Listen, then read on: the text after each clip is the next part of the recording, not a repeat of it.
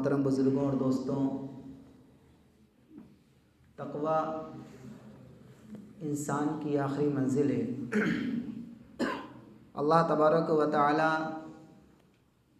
यही चाहता है, जिस तरह एक बाप अपने बेटे के बारे में चाहता है कि मेरा बेटा अच्छा बन जाए, ऐसे ही अल्लाह ताला चाहता है कि मेरा बंदा भी अच्छा बन जाए। बाप चाहता है कि मेरा बेटा मेरे हुक्मों के मुताबिक चलना सीखे।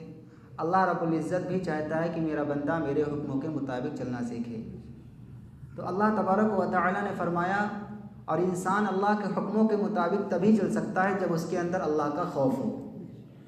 अब खौफ कैसा हो? अल्लाह नाउज़ुबिल्लाह कोई डरावनी शक्ल का तो है नहीं।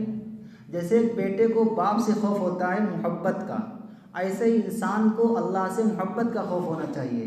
यानी मोहब्बत और खौफ दोनों होने चाहिए। मोहब्बत होगी तो जाहिर सी बात है इबादत करने में मज़ा आएगा, तिलावत करने में मज़ा आएगा।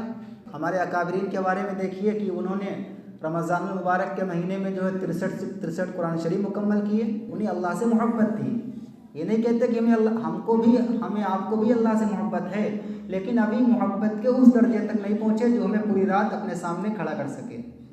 तो उसी मोहब्बत को पैदा करने के लिए अल्लाह ने हमें और आपको ये रोज़े फ़र्ज़ किए, हम पर और आप पर ये रोज़े फ़र्ज़ किए कि तुम मुत्तकी बन जाओ। तक़वे वाली ज़िंदगी जो इंसान गुजारेगा, अल्लाह रब्बुल इज़्ज़त उसे दुनिया में भी कामयाबी देगा और आखिरत के अंदर भी कामयाबी देगा। अब तक़वा आएगा कहाँ से?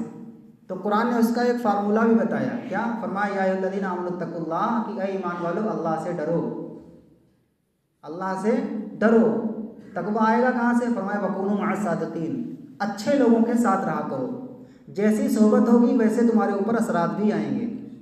अल्लाह के रसूल सल्लल्लाहु अलैहि वसल्लम ने फरमाया कि जो लोग ऊँटों के दरमियान में रहते हैं, ऊँट एक जानवर है, जो लोग ऊँटों के दरमियान में रहते हैं उनके दिल के अंदर सख्ती पैदा हो जाती है। और फरमाया जो बकरियों के दरमियान में रहेगा, बकरी नरम होती है, तो उसके दिल के अंदर नरमी पैदा हो जाएगी।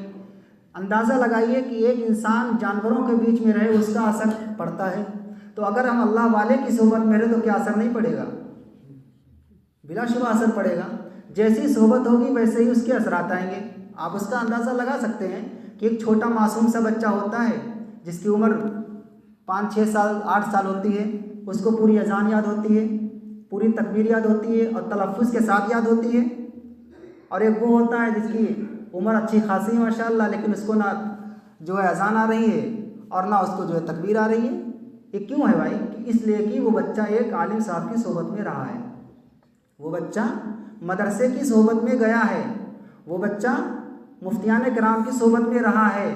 इसलिए जो है उसके अंदर ये असरात आ गए कि उसे तकबीर याद हो गई, लंबी सी दुआ कुनूत याद हो गई, और हमारी उम्रें गुजर गई, हमने किसी अल्लाह वाले की सोहबत में रहे नहीं हम, तो हमारा ऊपर असरात क्या है? ना हमें तहियात हमारी सही हो पाई और ना हमारी दुआ कुनूत सही हो पाई।